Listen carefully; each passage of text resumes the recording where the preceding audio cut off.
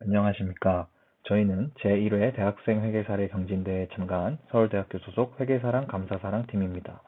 저는 발표를 맡게 된 팀장 유재호라고 합니다. 저희 발표의 제목은 전 단기 감사인 의견 불일치 사례 연구를 통한 회계 감사 환경 개선 방향 제언입니다.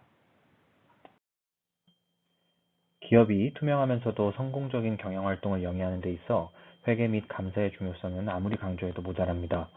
저희는 2021년 3월경 발생한 A기업을 둘러싼 전 단기 감사인 의견 불일치로 인해 기업과 투자자가 큰 피해를 입은 점에 주목하여 해당 사례를 심층 분석하고 이러한 문제를 해결하기 위해 감사인 및 제도기관이 어떻게 개선되어야 하는지 방향을 제안해보고자 합니다. 동영상이 공개되는 만큼 해당 기업 및 회계법인의 이름은 최종 보고서와는 달리 이니셜을 사용하여 언급하도록 하겠습니다. 양해 부탁드립니다. 먼저 연구 사례 및 배경을 소개해 드리겠습니다. 2018년 신외부감사법 개정에 따라 2020년부터 주권 상장 기업 등을 대상으로 한 주기적 감사인 지정제가 시행되었습니다. 이때 전 단기 감사인의 의견 불일치로 인해 전기 오류 수정과 관련한 갈등이 증가할 것이 예상되었기 때문에 금융위원회는 회계 전문가가 배석하는 전기 오류 수정 협의회 등 문제 완화 방안을 함께 마련하였습니다. A기업의 경우 2020년 회계연도부터 감사인이 X에서 Y 회계법인으로 지정 변경되었습니다. 이때 A기업이 보유하고 있는 종속기업 투자 주식인 B기업 지분에 대한 2019년 손상차손 회계 처리에 관하여 전 단기 감사인의 의견 차이가 발생하였습니다.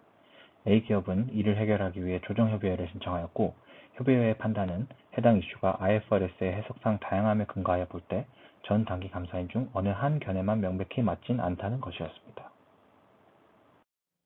그러나 단기 감사인인 Y회계법인은 전기 손상 처리가 적절하지 않다고 판단하여 해당 오류가 A기업의 내부 회계 관리 제도의 취약성에 기인한다는 검토 의견을 주었고, 이에 따라 A기업은 투자주의 환기 종목으로 지정되었습니다. 그런데 발행 이틀 후 흥미롭게도 Y회계법인이 내부 회계 비적정 검토 의견을 정정하고 감사 보고서를 재발행하였습니다.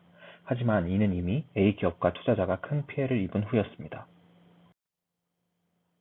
쟁점을 분석하기에 앞서 엑소회계법인과 A기업이 전기의 B기업 보유 주식을 손상평가하게 된 배경을 살펴보도록 하겠습니다. 2016년 B기업 경영 정상화 회생 절차 과정에서 A기업과 그 관계기업은 B기업의 주식을 인수하여 97.5%가량의 지배력을 확보하였습니다. 2017년 B기업 상장 유지가 결정되면서 주권의 매매 거래가 재개되었습니다. 그 이후 주가는 폭등하여 코스닥 시장본부의 조회 공시 요구를 받기도 하고 투자 유의 안내 대상이 되기도 하였습니다. 고점 주가는 거래 정지 당시 주가인 1018원의 11배인 11,200원에 달했는데, 문제는 이러한 주가 상승이 영업이익의 개선 등 사업 성과로 인한 결과가 아니었다는 점입니다. 2016년부터 2019년까지 B기업은 대손상각비 환입 개정이 영업이익 개선에 크게 기여했던 2018년을 제외하고는 매해 영업손실을 기록했습니다. 또한 B기업은 2019년 말 기준 약 540억 원의 누적 결손금을 보이고 있어 계속기업으로서의 존속 능력에 유의적 의문을 제기할 만한 중요한 불확실성이 존재함을 감사인으로부터 지적받은 바도 있습니다. 기업의 수익성을 보여주는 지표인 ROA 역시 3년간 음액값을 보였습니다. 그럼에도 불구하고 주가는 지속적으로 상승했습니다. 주가 상승의 원인으로는 B기업의 유통 주식수가 부족한 것이 지목되었습니다. 대주주의 지분율이 높아 시장에서 유통되는 물량이 적어 소량의 거래에도 주가가 크게 움직인다는 것입니다. 실제로 B기업은 2018년 주식 분산 기준 미달 사유로 관리 종목으로 지정되어 A기업 콘소시엄 보유 주식 일부를 무상 감자 소각하여 관리 종목에서 해제된 바 있습니다. 이렇듯 B기업의 비정상적인 주식 가격 및 거래량에 미루어 볼 때 이 시가는 신뢰성 있는 가격이라고 담보하기 어려운 측면이 존재했습니다. 이러한 상황에서 2019년 엑소회계법인과 A기업은 B기업 주식에 대해 손상회계 처리를 수행했습니다. 자산 손상에 관한 기준서에서 규정된 바에 따라 볼 때 A기업이 취득한 B기업 주식의 손상 이전 장부 가액은 약 1,072억 원으로 B기업의 자본 총계의 지분율을 곱한 금액과 A기업 연결재무제표의 B기업 관련 영업권 잔액을 합친 금액인 237억 원을 크게 초과하므로 A기업이 보유한 B기업 주식의 손상 징후가 발생했다고 볼 수 있었습니다. 2020년 A기업의 감사인이 지정 변경된 후 이러한 2019년의 손상회계 처리에 대해 전 단기 감사인의 의견 불일치가 곧 발생했습니다.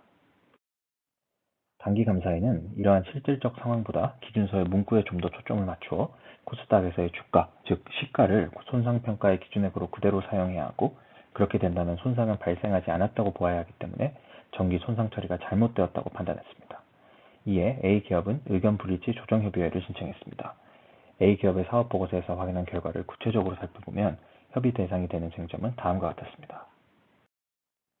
시가로 평가해야 했는지와 관련된 쟁점 1이 주요 쟁점이기 때문에 시가가 아닌 다른 평가 방법을 선택했을 때의 구체적 액수에 관한 논의인 쟁점 2는 발표 시간상 생략하도록 하겠습니다.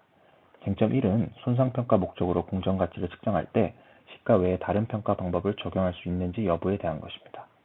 각 회계법인의 입장과 그 근거를 기준서 및 회계기준원의 질의응답 회신에 입각하여 분석해보고자 합니다. X회계법인은 쟁점 1에 대해 시가가 아닌 다른 평가 방법을 사용해야 한다고 판단하였습니다. 이에 대한 근거는 다음과 같을 것으로 추정됩니다. 첫째로 B기업의 시가는 공정가치 산정액의 근거가 되기 어렵다는 것입니다. 공정가치 기준서에서는 측정일에 자산이나 부채를 그러한 시장의 가격으로 거래할 수 있는지 여부를 활성시장의 거래가격 주안점으로 제시하고 있습니다. 그러나 현재 B기업 지분의 80% 이상을 A기업과 그 관계기업이 보유하고 있기 때문에 A기업이 그 지분을 활성시장에서 현재 주가로 거래하는 것은 현실적으로 불가능할 것입니다. 뿐만 아니라 앞서 언급하였듯이 B기업은 부실한 재무구조와 지속적 영업손실에도 불구하고 높은 주가를 유지하고 있었습니다. 따라서 X회계법인은 B기업의 활성시장 거래가격이 정보 이용자에게 공정가치에 대한 신뢰성 있는 정보를 제공하지 못한다고 판단한 것으로 보입니다. 둘째로 회계기준원의 질의회신을 유추 적용하면 A기업은 사업 다각화 목적으로 B기업 주식을 취득하였으므로 해당 종속기업 주식을 하나의 현금 창출 단위로 보아 회계 단위를 결정할 수 있을 것입니다. A기업이 회계 정책으로서 B기업 보유 주식 전체를 회계 단위로 정하였다면 해당 기업 종속기업 투자 주식의 공정가치는 활성시장 공시가격, 즉 코스닥 주가가 아닌 현금 흐름 반입법 등 다른 가치평가 기법을 적용하여 측정할 수 있습니다. 이와 같은 이유로 X회계법인은 쟁점 1에 대해 다른 평가 방법을 사용할 수 있다고 판단하고 그에 근거해 손상 처리를 수행하였으나 Y회계법인은 공정가치 평가 시 여전히 시가를 사용해야 한다고 판단하였습니다. 그 근거는 아래와 같을 것으로 추정됩니다. 첫째로 공정가치 기준서에서는 활성시장의 공시가격이 공정가치에 가장 신뢰성 있는 증거를 제공한다고 명시하고 있습니다. B기업은 코스닥 상장기업으로 제3자 간 거래가 이루어지는 활성시장이 존재합니다. 또한 기준서에는 기업의 보유 특성 또는 거래 규모를 반영한 조정은 공정가치 측정 시 허용되지 않는다고 규정되어 있으며 거래 규모가 보유 수량을 소화할 만큼 크지 않아서 매도 주문이 공시가격에 영향을 미칠 수 있는 경우에도 시가를 그 공정가치로 사용해야 한다고 말하고 있습니다. 즉 Y회계법인은 B기업의 재무구조 및 재무적 상황과는 무관하게 활성시장 가격을 공정가치로 사용해야 한다고 판단한 것으로 보입니다. 이렇게 시가를 이용해서 순공정가치를 측정한다면 A기업의 2019년 재무제표상 기재된 B기업의 손상전 장부가액과 공정가치는 각각 약 1,072억 원과 2,989억 원입니다. 시가로 측정한 B기업의 순공정가치가 장부가를 충분히 초과하므로 자산 손상에 관한 기준서에 따라 Y회계법인은 B기업 주식에 대해 손상을 인식하지 않아도 된다고 보았을 것입니다. 들으신 바와 같이 전 단기 감사인 각각의 의견 모두 IFRS의 원칙주의적 성격에 미루어 봤을 때 모두 나름의 타당함을 갖고 있는데요. 조정협의회 역시 전 단기 감사인 중 어느 한 편만 명백히 맞다고 할 수 없다는 판단을 내렸습니다. 이러한 의견에도 불구하고 Y회계법인은 주식시장의 시가를 그대로 사용하여 손상액 전체를 환입했습니다. 그 결과 해당 계정에 대해 약 943억 원의 정기재무제표 제작성이 발생했습니다. 뿐만 아니라 3월 23일 Y회계법인은 A법인에 대한 감사보고서를 발행하면서 정기재무제표의 제작성에 근거하여 내부회계관리제도에 중요한 취약점이 존재한다는 검토 의견을 제출했습니다. 현행 코스닥 시장 상장 규정은 내부회계관리제도의 비적정 의견을 받은 기업을 투자주의 환기 종목으로 분류하도록 하고 있고 이에 따라 A법인은 3월 24일자로 투자주의 환기 종목 지정이 공시되었습니다. 이것은 투자자들에게 부정적인 신호를 보낼 뿐만 아니라 해제되지 않은 상태로 한 번 더 내부회계관리제도와 관련된 비적정 의견을 받게 되면 상장 폐지 심사의 대상이 되게 하는 큰 제도입니다.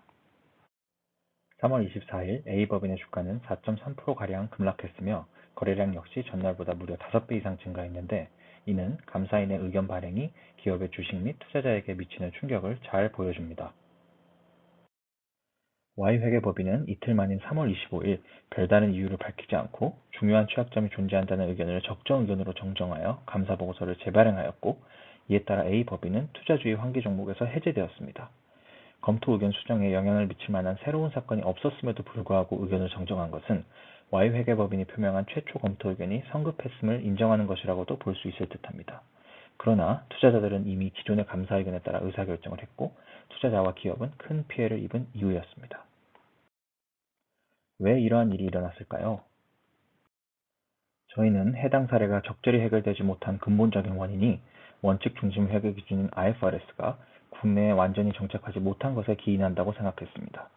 IFRS는 구체적인 개별 상황에 대한 회계 처리를 자세하게 제시하기보다는 각 상황에 근거한 실무자의 해석에 따라 유연하게 적용할 수 있는 원칙을 제공합니다. 따라서 IFRS의 도입은 변화하는 자본시장의 회계 기준이 따라가지 못하는 문제점을 해소하는 동시에 명목보다 실질에 중점을 두어 문제 해결의 대원칙을 제공한다는 점에서 의의가 있습니다. 그러나 이를 해석하고 적용하는 과정에서 실무자마다 관점의 차이가 발생할 수 있습니다. 관점의 차이로 발생하는 회계 정보의 불안정성과 자본시장의 혼란은 IFRS의 도입 과정에서 해결해야 할 숙제지만 우리나라에서는 이것이 아직 완벽히 해결되지는 않은 것으로 보입니다. 이에 저희는 마지막으로 본 사례와 관련하여 대한민국 회계 및 감사 환경의 문제점을 크게 두 가지로 나누어 분석하고 개선 방안 역시 제시하고자 합니다. 첫째는 감독 환경 및 감사인 태도 측면의 문제점입니다. 신외부감사법이 도입되면서 회계법인의 감사 실패에 따른 책임이 확대되고 있는 추세입니다. 감사인에게 적절한 의무와 책임을 부여하는 것은 회계 투명성을 높이기 위해 필요한 조치입니다. 하지만 이러한 조치는 감독 환경이 적절하게 갖춰진 상태에서 시행되어야 역효과 없이 바람직한 결과를 얻을 수 있습니다. 감사인 업무 수행의 적절성을 평가하는 감독기관의 전문성이 보장되지 않는다면 감사인들은 기업의 실질을 제대로 고려하기보다는 처벌을 회피할 수 있는 보수적이고 안전한 선택을 할 것이기 때문입니다. X회계법인의 경우 B법인의 실질적 상황을 고려한 판단을 내렸으나 Y회계법인은 일반적으로 많이 사용되는 방법인 시장접근법을 사용했습니다. 저희는 이러한 선택이 감독 환경이 완비되지 않은 상황에서 감사인의 책임이 강화되었기 때문에 기준서 문구를 안정적으로 따르는 과정에서 발생한 것으로 보았습니다. 이를 해결하기 위해서는 감사인의 책임 확대에 발맞추는 감독 환경의 개선이 필요합니다. 회계 이슈에 관한 심리의 대부분을 담당하는 증권선물위원회에는 회계 전문가가 단 한 명뿐이고 이러한 규모는 원칙 중심 회계 기준 하에서 상황의 실질을 고려한 판단을 내리기에는 부족해 보입니다. 감독기관의 인력 확충을 통해 전문성을 제고할 필요성이 높다고 할 수 있습니다. 감독 환경의 변화와 함께 의견 표명에 있어 감사인이 유연한 잣대를 갖는 것 역시 필요합니다. 명백한 분식회계나 오류에 대해서는 비적정 의견을 표명하는 것이 옳지만 해석이 다를 수 있는 부분에서는 보다 실질을 고려한 판단이 이루어져야 원칙 중심 회계 기준의 도입 취지를 실현할 수 있을 것입니다. 두 번째는 조정협의회 제도입니다. 앞서 언급한 개선점은 회계 기준 해석에 있어서 의견 충돌을 줄일 수 있도록 예방하는 것과 관련되었다면 조정협의회 제도는 실제로 의견 불일치가 발생했을 때의 대응과 관련되어 있습니다. 조정협의회 제도는 전 단기 감사인 간 의견 불일치 발생 시 회계 전문가 3인이 해당 사례에서 적절한 주장에 대한 판단을 내리도록 하는 제도인데 그 판단을 따를지 여부는 감사인의 선택입니다. 또한 협의회에서 견해가 엇갈릴 수 있는 사항으로 인정된 사례는 이후에 감리 조치가 발생하는 경우 정상 참작 사유로 반영됩니다. 본 사례의 경우 조정협의회가 쟁점 1에 관해 시장접근법 외의 방법의 사용이 가능함을 인정했음에도 그 강제성이 없었기 때문에 Y회계법인은 시장접근법을 고수할 수 있었습니다. 더불어 쟁점 1이 견해가 엇갈릴 수 있는 사항으로 인정되어 차후 감리 조치 시에도 정상 참작 사유로 반영될 수 있었으므로 Y회계법인은 더 자신 있게 기존 입장을 유지할 수 있었을 것입니다. 조정협의회가 규제기관의 조치에 영향을 줄 수 있을 정도의 권한을 갖지만 감사인에게는 아무런 강제성을 갖지 않습니다. 따라서 감사인은 조정협의회를 감리 조치를 경감시킬 수 있는 수단 정도로만 여길 수 있으므로 조정협의회가 감사인에 대해서 보다 영향력을 가질 수 있도록 하는 개선 방안이 필요합니다. 조정협의회의 규모를 확대하고 보다 명확한 결론을 내림과 동시에 감사인이 협의회 결과를 존중하고 따를 수 있도록 유도해야 할 것입니다. 이를 통해 의견 불일치를 실제로 해소할 수 있도록 하여 사회적 비용을 최소화해야 합니다. 회계기준원 질의회신이 이해 관계자가 참고할 수 있도록 공개되는 방향으로 개선되고 있는 것과 마찬가지로 조정협의회의 협의 내용을 회사의 내부 정보가 드러나지 않는 선에서 공개하여 차후 의견 불일치 발생 예방을 위한 교육 자료로서 활용하는 방안도 생각해 보았습니다.